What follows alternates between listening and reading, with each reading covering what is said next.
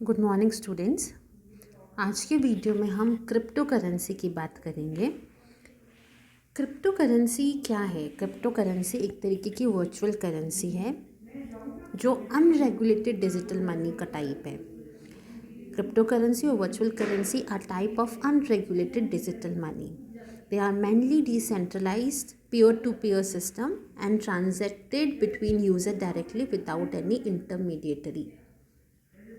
ये एक decentralize peer to peer system है। ये इसका जो ट्रांजैक्शन है डायरेक्टली यूज़र के थ्रू होता है, इसमें कोई भी इंटरमीडिएटरी रिक्वायर्ड नहीं है। These transactions are verified by network nodes and recorded in public distributed ledger called blockchain. ये जो ट्रांजैक्शन है ये या वेरीफाइड है नेटवर्क नोड से and are recorded in public distributed ledger called blockchain. Blockchain क्या है? ब्लॉकचेन बेसिकली एक पब्लिक डिस्ट्रीब्यूटेड नेटवर्क है जिसमें ये सारे ट्रांजैक्शन रिकॉर्ड होते हैं।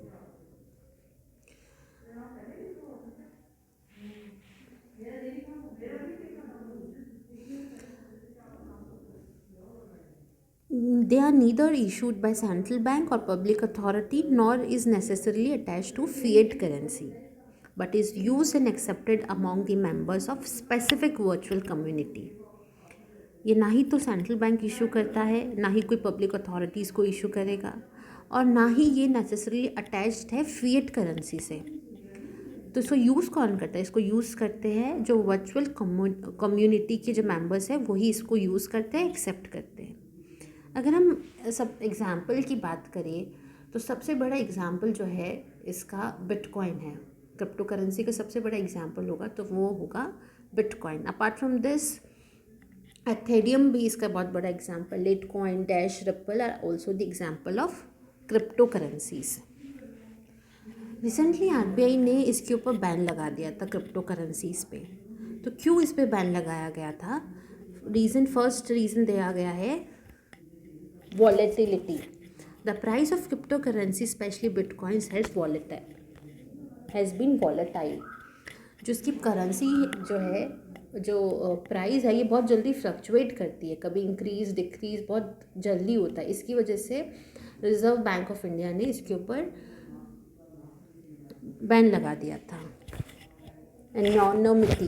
Crypto currency allow people to conduct anonymous transaction. The price of Bitcoin, for example, is driven by access to the anonymity that it offers to its user.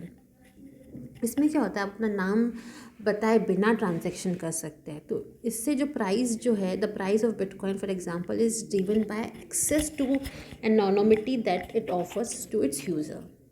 Criminal activity, they can be use to finance various criminal activities. जैसे कि हमने देखा इसमें हमें नाम नहीं पता होता, ये वर्चुअल करेंसी है तो इसमें हमें पता नहीं होता एक्चुअली कौन फाइनेंस कर रहा है। तो ये मनी जो है ये यूज़ हो सकता है क्रिमिनल एक्टिविटीज़ में। Non-sovereign. All the cryptocurrencies has been created by non-sovereigns and are in this sense entirely private enterprise. ये जो है ये प्राइवेटली एंटरप्राइजेस ने ही क्रिएट कर रखी है। No intrinsic value, there is no underline intrinsic value of this crypto currency back, they lack all the attributes of a currency.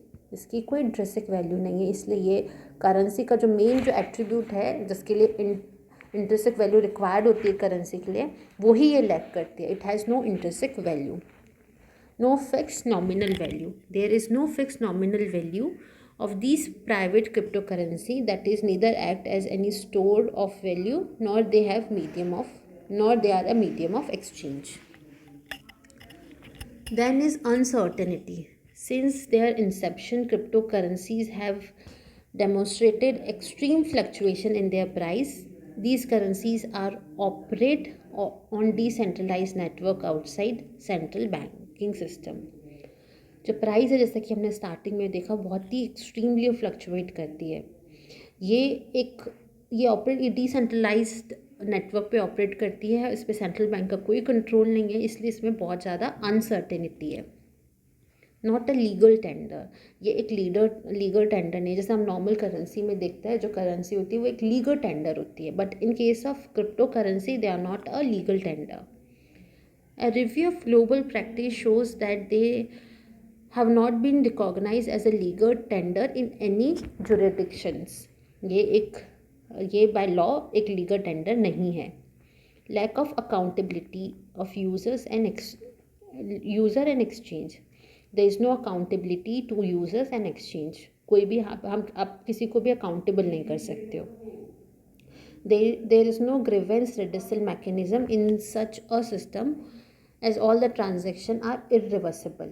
जो भी ट्रांजेक्शन है वो irreversible है, इसके लिए इसमें कोई भी ग्रीवेंस मैकेनिज्म नहीं है, ग्रीवेंस रिड्रेसल मैकेनिज्म नहीं है। अगर आपको कुछ भी कंप्लेन है, अगर आपको कुछ भी इशू है, कोई भी ट्रांजेक्शन करने में अगर आपको कुछ लॉस हो गया है तो वो ट्रांजेक्शन जो है वो irreversible है, वो रिवर्स नहीं कर सकते हो आप। Accessibility. Since cryptocurrency mining and transaction can only happen on network, illiterate people will find it difficult to understand the working mechanism। Since cryptocurrency जो है ये ऑनलाइन ही ट्रांजैक्ट करती है, इसमें आपको टेक्नो फ्रेंडली भी होना बहुत ज़रूरी है, तो ये illiterate people के एक्सेस से बाहर है। They won't be able to understand the working mechanism। तो ये सारी प्रॉब्लम थी, बट स्टिल आरबीआई ने क्रिप्टो करेंसी पे बैन हटा दिया। क्यों हटाया? Crypto currency are a poor unit of account as demonstrated by fluctuate and high frequent and high fluctuation in the value. जैसा कि हम ऑलरेडी देखा है हमने इस वीडियो में कि एक पुअर यूनिट है, इसकी जो फ्लक्चुएशन जो है बहुत जल्दी फ्लक्चुएट होता है और बहुत तेज़ी से फ्लक्चुएट होते हैं। They pose several risks, including anti-money laundering. We are talking about why RBI banned cryptocurrency in 2018. RBI banned the currency because the value fluctuate very frequently and there are high fluctuation in the value. They pose several risks, including anti-money laundering and terrorism financing concern for the state and liquidity credit and operational risk for users। हमने देखा कि RBI ने इस पर ban क्यों लगाया है। इसका पहला पॉइंट हमने देखा कि फ्लक्चुएशन बहुत ज़्यादा है इसकी वैल्यू में। सेकंड हमने देखा कि बहुत सारे रिस्क इसमें इन्वॉल्व है, जैसा कि हम देखा इसमें नाम नहीं पता चलता, तो कोई भी जो पैसा है वो क्रिमिनल एक्टिविटीज़ में लगा सकता है, टेररिज्म को फाइनेंस करने में लगा सकता है, एंटी मनी लॉन्ड्रिंग में लगा सकता है। On the perspective of consumers, issues linked to cryptocurrency are heightened by striking paucity of information on their design, use, and operation, and indication of market manipulation. It is possible that business model of commercial bank may be seriously disrupted। Effect of lifting this ban on cryptocurrency। RBI ने इस पे ban लगाया था, फिर recently government ने ये ban को हटा दिया है, तो उसका क्या इफ़ेक्ट होगा? This lifting of ban will help in incorporation of blockchain technology. हाँ, पहले हम ये देखते हैं कि गवर्नमेंट ने ये बैन क्यों हटाया, क्योंकि अकॉर्डिंग टू सुप्रीम कोर्ट ये जो बैन लगाया गया था ये बहुत ही जो भी the Supreme Court struck down a circular of RBI of India which banned financial institutions for enabling deal in digital or cryptocurrency. The ban that came into force in April 2018 had crippled the Indian cryptocurrency industry. This ban was challenged by Internet and Mobile Association of India in Supreme Court. The Internet and Mobile Association of India pleaded that dealing and trading in cryptocurrency was a legitimate business activity and that the RBI did not have jurisdiction over it as its asset could be classified as commodity rather than currency। Supreme court ने जो था ban था उसको हटा दिया था। 2018 अप्रैल 2018 में crypto currency पे बैन लगाया गया था। उसने जो था उसमें सारी जो भी इंडियन क्रिप्टो करेंसीज थी उन सब पे एक they had crippled because they all were crippled because of this ban। ये चैलेंज किया गया internet and Mobile Association of India ने सुप्रीम कोर्ट में इसके अगेंस्ट केस फाइल किया गया। उन्होंने कहा कि उनका ये कहना था कि जो ये एक एसेट है, ये एक कमोडिटी की तरह इसको देखा जाए, ना कि currency. The Internet and Mobile Association of India pleaded that dealing and trading in cryptocurrency was legitimate business activity and that the RBI did not have jurisdiction over it as these assets could be classified as commodity rather than currencies. So, what is the effect of lifting this ban on cryptocurrency?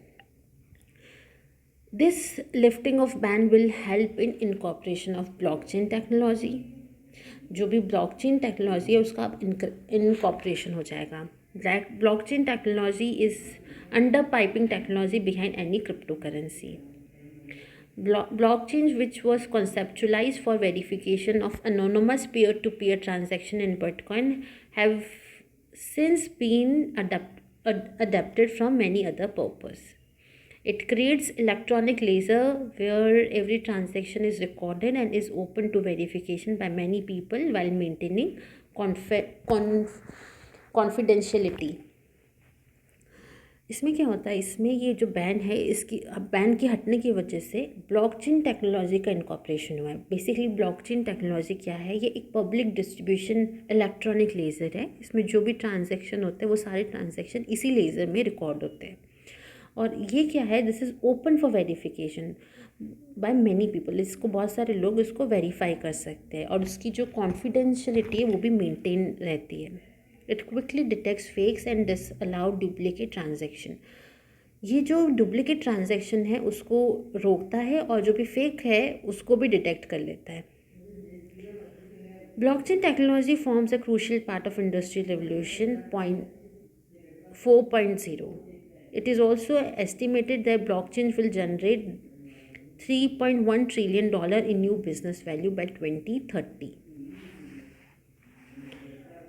Cryptocurrency act as an alternative investment. These currency may enable savvy traders to hedge global volatility as it did during the financial turmoil of 2012 and 13. It is a worldwide proposal for central bank digital currency which could allow for money to be transferred between users without involvement of third party. Allowing cryptocurrency will enable India to be part of this global deal. For India aiming to be a digital economic powerhouse, embracing emerging technology like cryptocurrency and blockchain is a must. सो इस video में हमने crypto currency के बारे में देखा. हमने देखा कि क्रिप्टो करेंसी क्रिप्टोग्राफी प्रोग्राम पर आधारित एक वर्चुअल करेंसी या ऑनलाइन करेंसी है. ये peer to peer cash system पर आधारित है. क्रिप्टो करेंसी को डिजिटल वॉलेट में भी रखा जा सकता है. क्रिप्टो करेंसी के इस्तेमाल के लिए बैंक या किसी भी फाइनेंशियल इंस्टीट्यूशन की ज़रूरत नहीं है. नॉन फिएट क्रिप्टो करेंसी को लेकर भारतीय रिजर्व बैंक के साथ साथ सरकार भी समय समय पर एडवाइजरी जारी करती रहती है. हमने देखा कि इसके ऊपर एक पैनल ने बैन प्रपोज़ किया गया था. वो बैन प्रपोज़ किया गया था क्योंकि इसका जो नेचर है वो बहुत ही ज़्यादा वॉलेटाइल नेचर है, बहुत ज़्यादा फ्लक्चुएशन होते हैं. इसमें हमको नाम सीक्रेसी मेंटेन है. जो पैसा है वो किसी भी एक्टिविटी में लग सकता है, टेररिज्म में लग सकता है, क्रिमिनल एक्टिविटीज़ में लग सकता है. ये एक नॉन सॉवरेन करेंसी है. इसमें इंट्रिंसिक वैल्यूज़ की कुछ नहीं है. इसकी जो फिक्स्ड वैल्यू है वो भी फिक्स नहीं है. जो इसकी जो there is no fix value there is no fix nominal value. जो नॉमिनल वैल्यू है वो फिक्स नहीं है. अनसर्टेनिटी, इसमें बहुत ज़्यादा अनसर्टेनिटी है बिकॉज प्राइस में बहुत जल्दी और बहुत तेज़ी से फ्लक्चुएशन आते हैं. It is not a legal tender. Law ने इसको एक लीगल टेंडर नहीं मान रखा है. Lack of accountability, non grievance and redressal mechanism, accessibility, etc. are the reason why the panel proposed a ban on cryptocurrency.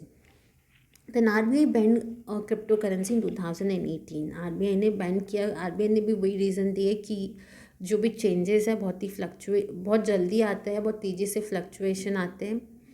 जो पैसा है वो किसी भी एक्टिविटी में लग सकता है.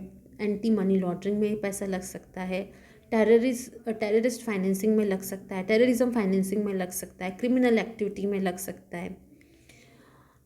इसमें बहुत सारे इश्यूज लिंक्ड है, जैसे कि heightened by striving paucity of information on their design, use, operation and identification of market manipulation.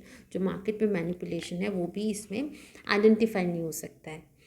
और इसमें क्या होता है, it is possible that business model of commercial bank may be seriously disrupted. क्यों? क्योंकि इसमें थर्ड पार्टी का कोई इन्वॉल्वमेंट नहीं है, इसमें जो भी ट्रांजैक्शन है वो डायरेक्ट होते हैं, तो it may hampered commercial bank, business model of commercial banks.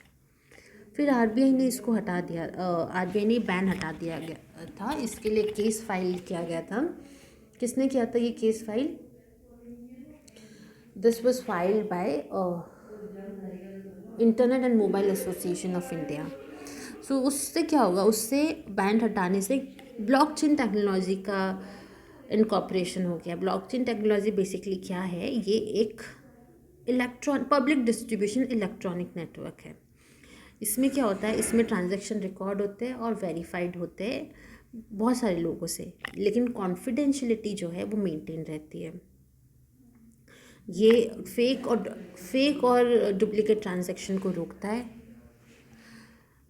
ये एक ऑल्टरनेट है, crypto currency act as an alternative investment. ये जो है ये ऑल्टरनेटिव इन्वेस्टमेंट भी, हम पैसा इसमें भी इन्वेस्ट कर सकते हैं। अगर there is a world wide proposal for central bank digital currency which could allow for money to be transferred between user without involvement of third party. इसमें क्या होगा, इसमें थर्ड पार्टी का कोई भी इन्वॉल्वमेंट नहीं है, तो ये इजीली मनी ट्रांसफ़र कर सकता है। और ये एक वर्ल्ड वाइड प्रपोजल है सेंट्रल बैंक के लिए फॉर डिजिटल करेंसी। और अगर इंडिया को ग्लोबल डील का पार्ट होना है तो उसको ये अलाउ करना पड़ेगा। That's it for today. We will talk more about crypto currency in upcoming video. Thank you for watching.